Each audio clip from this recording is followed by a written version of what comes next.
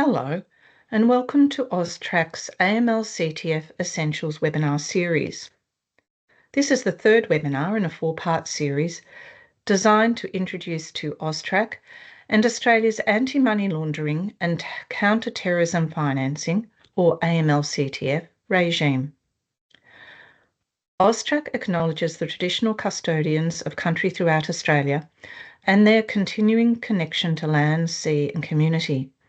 We pay our respects to elders past and present and emerging, and extend that respect to all Aboriginal and Torres Strait Islander people joining us today. My name's Mandy, and I'll be your presenter today. I'm joined by my co-presenter, Shabona, and we're from AUSTRAC's Industry Education and Outreach team. Before we start today, there's a little bit of housekeeping. The information conveyed in this presentation is general in nature and it does not constitute legal advice. You may consider obtaining your own independent professional advice, which can take into account your business's specific and individual needs. Today's content is at an introductory level, and more detailed information can be accessed on the AUSTRAC website. We will use examples and explanations throughout the session today to clarify various terms that you will see used under the AML-CTF regime. These have been simplified for introductory purposes and don't comprehensively define each term or scenario. To support you in preparing for and understanding the AML-CTF reforms and regulation, our team will be delivering a multi-tiered education campaign from now until your obligations come into effect in July 2026. Following the release of core guidance in October 2025, our team will commence tiers 2 to 4 of the education campaign, providing more in-depth information about governance, money laundering and terrorism financing risk, and your AML-CTF obligations. We've developed a series of webinars to ensure you're aware of your AML-CTF obligations and regulation. Our first webinar series is on AML-CTF Essentials. And as you can see on the screen, there are 4 webinars in the series. Webinar 1 provides an introduction to AUSTRAC. Webinar 2 provides an overview of your AML-CTF obligations. This webinar covers money laundering and terrorism financing risk. And the last webinar in the series is about outsourcing in the AML-CTF context. While today's session is about AML-CTF obligations, please remember that Tier 4 of the broader education campaign will be focused on providing detailed education for each obligation once the rules and core guidance have been released. This webinar is more about introducing you to these obligations. In this webinar, we aim to explain money laundering, terrorism financing and proliferation financing risk. This includes what it is, why it matters, and how to manage and mitigate your risk effectively under the AML-CTF framework. We'll also discuss how money laundering and terrorism financing risk relate to your AML-CTF obligations. We will restate the principles of a risk-based approach and its importance to Australia's AML-CTF regime. We will also explain the key steps in the risk management process and how to conduct a money laundering and terrorism financing risk assessment. Lastly, we'll identify some common indicators that may suggest money laundering activity in your sector. I'll hand you over to Shabona to start us off with an overview of money laundering and terrorism financing risk, the risk-based approach, and more.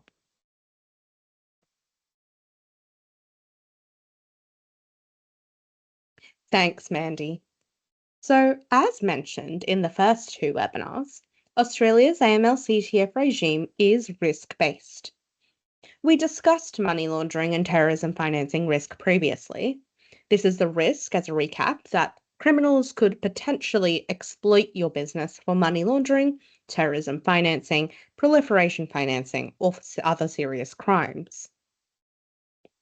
The risk might include customers disguising money or property that comes from criminal activities, or using money or property to engage in further criminal activity. In simple terms, risk is a combination of the chance that something bad may happen and the degree or damage of loss that may result if it does happen.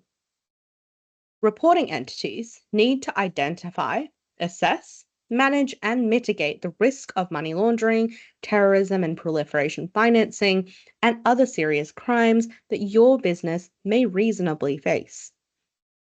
There may be a risk that a criminal group could use your business to send illegal profits overseas, or that a syndicate could use your business to purchase high value assets, including real estate or designer jewelry. In the AML-CTF context, risk management is the process of identifying and assessing risks, then implementing controls to both manage and mitigate them. This also requires the development of a process to identify, assess, and control risks, and then monitor how effectively your risks are being managed. We'll discuss this further during the webinar.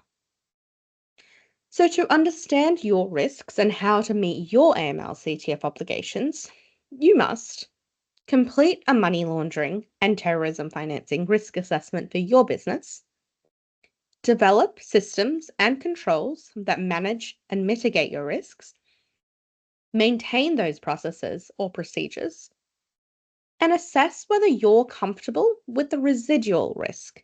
And this is the risk that remains after controls have been put into place. There will always be some level of risk in your business. Senior management oversight is also critical to establish and maintain a strong, effective risk management culture. Your senior management must be made aware of, understand, and approve the money laundering and terrorism financing risk assessment, and decide whether your business is mitigating and managing the identified risks effectively. Your senior management must approve and oversee the implementation of the risk-based systems and controls that are documented in your AML-CTF program, including changes to your business. The AML-CTF compliance officer is responsible for the day-to-day implementation of these systems and controls. For example, your business may change from offering face-to-face designated services to your customers to an online model. And in this instance, you would assess the risks associated with this change and implement appropriate controls to manage and mitigate them. And these updates must then be documented in your AML-CTF program. And a note for smaller businesses such as sole traders. The governing body, senior management, and compliance officer may be the same person. The risk-based approach is fundamental to meeting your obligations under the AML-CTF Act. It involves identifying and assessing the money laundering, terrorism financing, and proliferation financing risks that your business faces, and determining which ones are the greater or lesser threats to your business. And by doing so, your business can allocate resources effectively to manage and mitigate the highest assessed money laundering and terrorism financing risks. And almost all AML-CTF obligations you have flow from this risk-based approach. This approach acknowledges that money laundering and terrorism financing risks vary across businesses, customers, channels, and countries. Therefore, a risk-based approach means you can focus on preventing money laundering, terrorism financing, and proliferation financing and other serious financial crimes rather than complying with a checklist of requirements. The risk-based approach requires you to identify and assess the money laundering and terrorism financing risks that your business reasonably faces, as well as regular evaluation of your systems controls to ensure that they are fit for purpose and working as intended. Regular review of your risks and your controls are essential. An example of this is the testing of your transaction monitoring program. And this could confirm that it's based on complete data. The transaction monitoring rules that you have, they remain appropriate and current, and that the program is used effectively. Risk management involves the process of recognizing and developing methods to both reduce and manage your risks. The process involves the development of a method to identify risks, assess and prioritize them, apply controls, and then monitor how effectively these controls are managing or mitigating your risks. This requires you to be able to identify, assess, control, and monitor your risk exposure.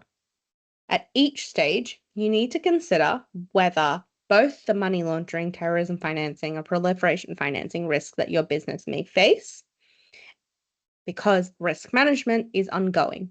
It is not a set and forget exercise. Ultimately, it is up to you to decide if you're comfortable with the remaining risks of any customer, designated service, delivery method, or country you may be doing business with. And if you're not comfortable, you need to decide whether you implement more mitigations or choose not to go ahead in certain situations. So, let's now review the 4-step process of developing a money laundering and terrorism financing risk assessment for your business. And I'll take you through each stage of this process. Let's take a look at how to conduct an MLTF risk assessment. This is a process of assessing risks against the likelihood of occurrence and the impact resulting from the risk actually occurring. This is determined through a risk assessment and must be completed before you'd offer any designated service, including before you choose to offer a new designated service. You'll need to think about what risks your business will or will not accept, what risks your business will treat on a case-by-case basis, what risks your business will require escalation for, and your risk assessment will inform the types of controls, processes, and procedures that you will need to put in place to manage and mitigate those risks. You are best placed to understand the risks facing your business, and this extends beyond money laundering and terrorism financing. It can include fraud, scams, cybercrime, and other serious crimes. However, you must also take into account AUSTRAC's released guidance and feedback that's relevant to your business's money laundering, terrorism financing, and proliferation financing risks when you update or develop your business's MLTF risk assessment. When applying the risk management process, you'll need to consider the 4 factors shown on this slide. So, identify the risk, assess and measure the risk, apply controls, and monitor and review for effectiveness. When completing your risk assessment, you must consider any information from AUSTRAC, whether shared directly or indirectly, that relates to the risks involved in how your business provides its designated services, including for your customer types, your designated services, your delivery channels, and countries that you deal with. These should be considered based on the specific circumstances of your business and apply the risk management process to these 4 factors. We'll go through each of these one by one. I'll hand you over to Mandy to talk through these types, including customer types, designated services, delivery methods, and more. Thanks very much again, Shabona. Firstly, let's talk about customer risk. When considering your customers, you need to consider the risk each customer and customer type poses to your business and categorise their risk levels, such as low, medium, or high. Some examples of customer risks you may consider are the type of customer, for example, an individual, a sole trader, or company. Another consideration is your customer's transaction activity or behaviour. For example, customers who transact in large sums of money and customers with cash-intensive businesses.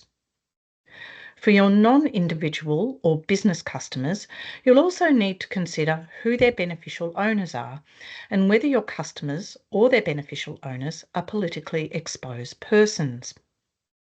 A politically exposed person is someone who holds a position of power and influence and therefore can be a target for corruption and bribery attempts, including money laundering and terrorism financing activities.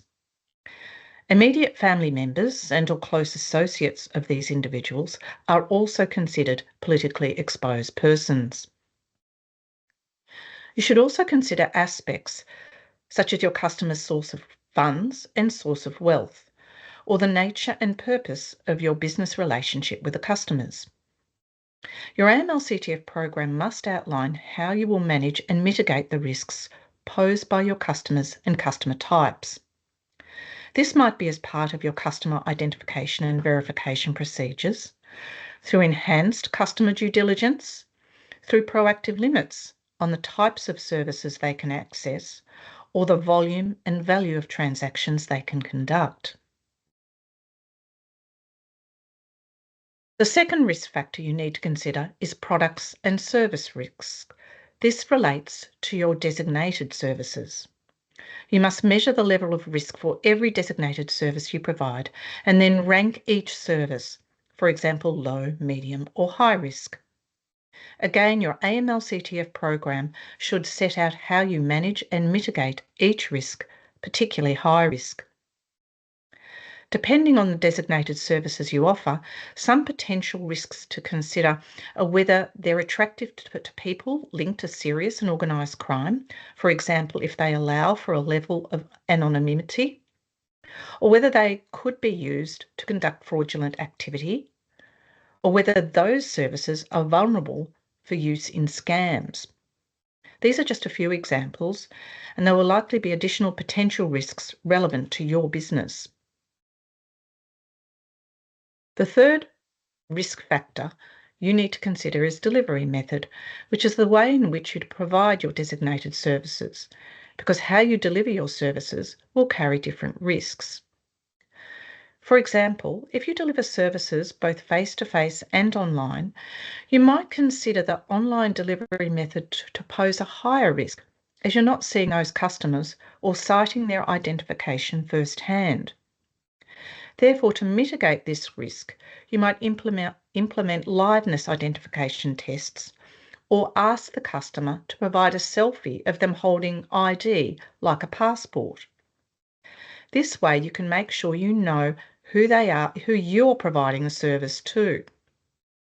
For each delivery method, you need to think about what the risks are and how you can manage and mitigate each of those risks. For example, if your customers are able to change their payment preferences online, some actions you need to take to reduce associated risks include contacting customers to verify any account activity that is inconsistent with their profile, and monitoring for changes in customer activity or details which are changed prior to transactions inconsistent with the customer profile. The fourth risk factor to consider is the countries you do business in or with. Different countries or particular regions of a country can carry different risks, such as a country subject to trade sanctions, a country known to be a tax haven, source of narcotics or other serious significant criminal activity, whether the country has a strong AML-CTF framework, and the risks associated with its current geopolitical state. You need to consider the risks of each country you deal with and where the customers are located or sending money to or receiving money from. You need to put in place processes to manage the identified risks, such as deciding whether or not you'll do business with higher risk countries.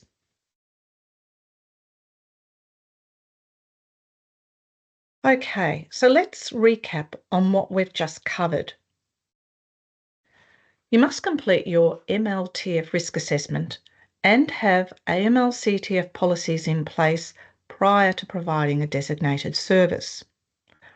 When completing your risk assessment, you must consider the specific circumstances of your business, including risks associated with your customers, designated services, your delivery channels, and the countries your business deals with.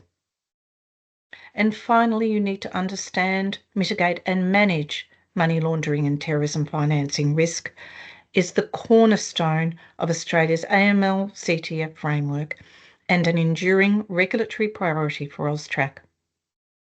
Now we'll look at some examples of sector-specific risk indicators and how to assess these risks. In the real estate sector, indicators of money laundering include, but are not limited to, the use of complex ownership structures, where criminals employ complex legal structures, such as shell companies or trusts, to obscure the true ownership of properties, making it challenging to trace illicit funds. Then we have the rapid resale of properties. Quick turnovers of real estate, especially at prices inconsistent with market values, can indicate attempts to launder money through property transactions. Next, there are transactions involving high-risk countries. This includes engaging in property deals with parties from countries known for high corruption or weak AML-CTF controls. And finally, we have the use of unusual payment methods. These are payments made in cash or through third parties without clear economic rationale. Transactions like this may suggest money laundering activities. In the accounting sector, indicators of money laundering include, but again not limited to, high net worth individuals who have more complex business and financial arrangements, including offshore accounts or trusts. Next, there is unusual financial transactions. This might mean handling transactions that are inconsistent with the client's known business activities or financial profile. This can be indicative of illicit activities. There is also the use of client accounts for third-party transactions. This is when client accounts are used to process funds unrelated to the client's business, which can suggest money laundering or suspicious activity. Moving on is a reluctance to provide information. Clients who are unwilling to provide necessary information or documentation can pose a higher risk for money laundering and terrorism financing. And finally, be aware of frequent changes in business structures. Regular alterations in company ownership or structure without a clear rationale may be attempts to obscure financial trails. In the legal sector, indicators of money laundering include, but are not limited to, involvement in high-value transactions without clear legal purpose. This might look like facilitating large financial transactions that lack a legitimate legal base and can be a red flag. Another is limited face-to-face interactions. This will be clients with whom you have limited direct interaction, for example, online-only customers that you don't interact with in person. You should also be aware of customers who change professional advisors often without legitimate reasons, or who will refuse service by another professional advisor. Next, we have transactions involving high-risk countries. An example of this might be customers that are politically exposed persons or have links to fraud, bribery, corruption, or high-risk countries. And lastly, clients seeking anonymity. These can be clients who insist on confidentiality or resist disclosure requirements. This can be an indicator they may be attempting to hide illicit activities. In the precious metals and stone sector, indicators of money laundering include, but are not limited to, frequent purchases of high-value items. Regular buying of expensive metals or stones without a clear business or investment rationale may indicate money laundering and terrorism financing activities.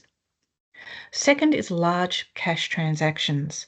Be aware that payments involving significant amounts of cash may be attempts to launder money. You should also be aware of unusual activity. This may look like customers, particularly those with whom you have a long-term relationship, frequently changing their bank details, address, business names, points of contact, and/or intermediaries between transactions. Moving on, we have the use of third parties for purchases. This is when buyers use intermediaries to conduct transactions in an attempt to obscure the true beneficiary.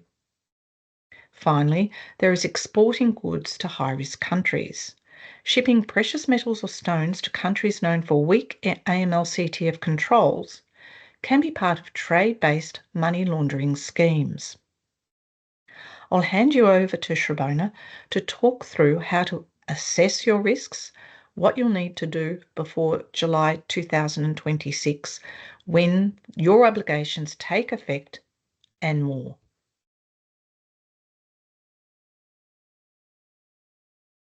Thanks, Mandy.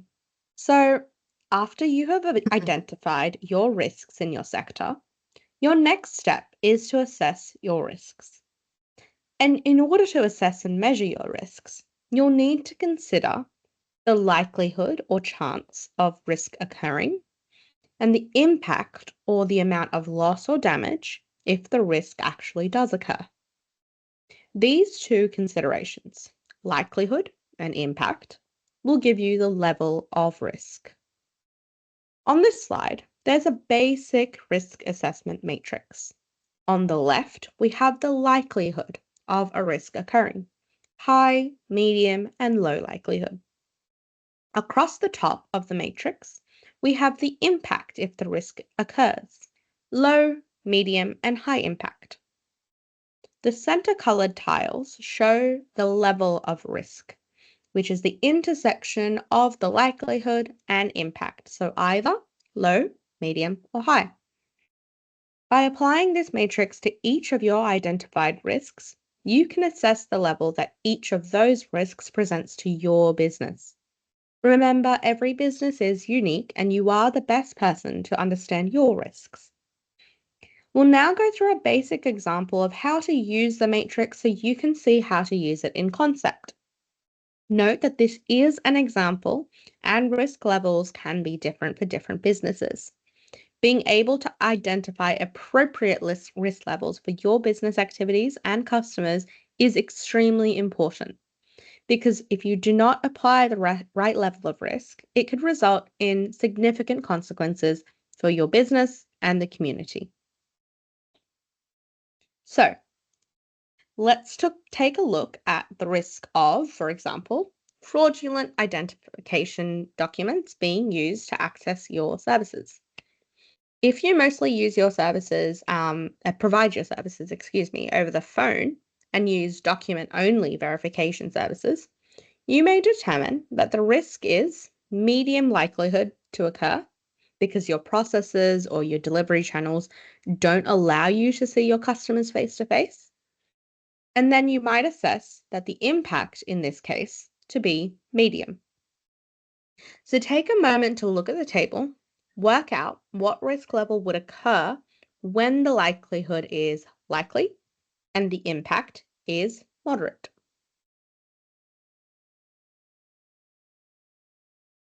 So in this case, it would be medium likelihood intersecting at medium, and the risk level would be considered medium. So let's take a second example. If you provide a mixture of online and face-to-face delivery methods, or you're using verification methods for cross-checking photo ID against your individual customers, you may determine that the likelihood is low and the impact is medium. And in this case, the risk level would be low. Therefore, the risk level would also be low. Again, this is a very basic example, and as a concept, you can see how this table or this matrix would work in practice.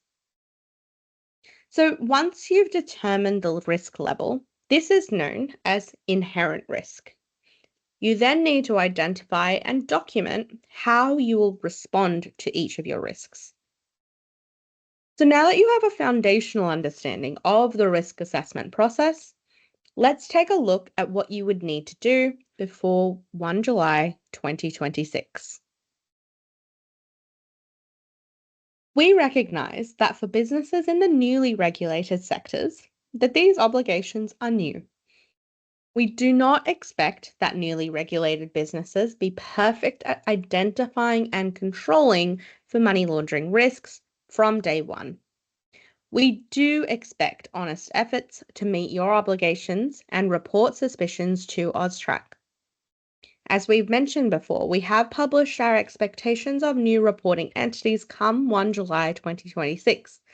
And as a recap, these include to be enrolled as a reporting entity once it's made available, including access to the online enrollment system from 31 March 2026, to have an AML-CTF program in place, either because you've adopted the starter program kit provided by AUSTRAC or where you've developed your own, to have an AML-CTF compliance officer appointed, to have trained your staff on your AML-CTF program and processes, and to be ready to ask your customers questions and report suspicious activity.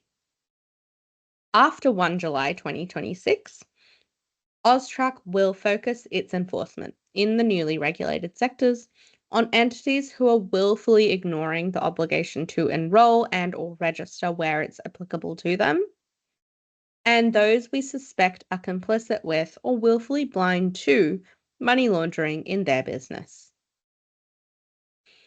So, one important step that you can take now is to think about what policies or procedures your business already has in place to manage other kinds of business risk. For example, you may already carry out some level of risk assessment and managing those risks for example, customers who may not be who they claim to be. And if you do business with high-risk countries or customers based overseas, it's likely that you already have some risk mitigations in place, just not from a money laundering and terrorism financing angle. Don't forget, AUSTRAC will be releasing those AML-CTF starter program kits for typical small and low complexity businesses, and these will include money laundering and terrorism finance risk assessments. So, on this slide, we can see where we are up to on your AML-CTF Essentials checklist, and the next session is about outsourcing. As a reminder, we have seen a few early enrollments from businesses in the newly regulated and soon-to-be regulated industries. However, we want to remind you our current forms, as of at the moment, do not include the designated service for new reporting entities. And it is important to enroll with the correct services because these will impact your reporting obligations. AUSTRAC will provide updated guidance and forms ahead of the new obligations taking effect. We encourage you to refer to the published resources and guidance on our website for further information and to subscribe to reform updates to ensure you get updates once those resources are made available to you. We've referenced a number of key legislative dates today, and you can see these now on the screen. The reform page, as I mentioned, on AUSTRAC's website also has these key dates, which may be updated in line with any changes. And you will receive important information, again, if you subscribe to the latest updates about the AML-CTF legislative reforms on our website. As I mentioned earlier, we are from AUSTRAC's Industry Education and Outreach team. Our team will be delivering significant education for new reporting entities ahead of your obligations coming into effect in 2026, not only including the webinars in this essential series, but also in tiers 2 to 4 of our multi-tiered education campaign from October 2025, and these will go into much more detail and provide sector-specific information. So that does bring us to the end of this webinar 3, Money Laundering and Terrorism Financing Risk. We hope you found this webinar valuable and do encourage you to view all the webinars in this essential series. Thank you. Thank you.